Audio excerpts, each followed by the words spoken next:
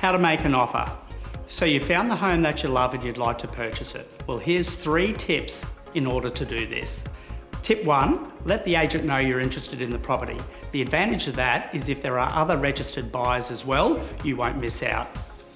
Tip 2, ask the agent if there are any favourable terms or conditions that the owner would prefer to help make your contract stand out.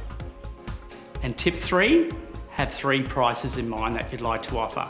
The first one being the starting price, which is going to get the ball rolling for negotiations. Tip 2 is the price that you would finally like to pay for the property that you believe is market value compared to the others that you've seen. And tip 3, have your final walkaway price. This is so important because if the home you love has other buyers interested in it, you may well find yourself in a multiple offer scenario. If that's the case, you need to know what that figure is going to be because you'd hate to miss out on the home that you love over a couple of $1,000s. Good luck out there when putting offers forward.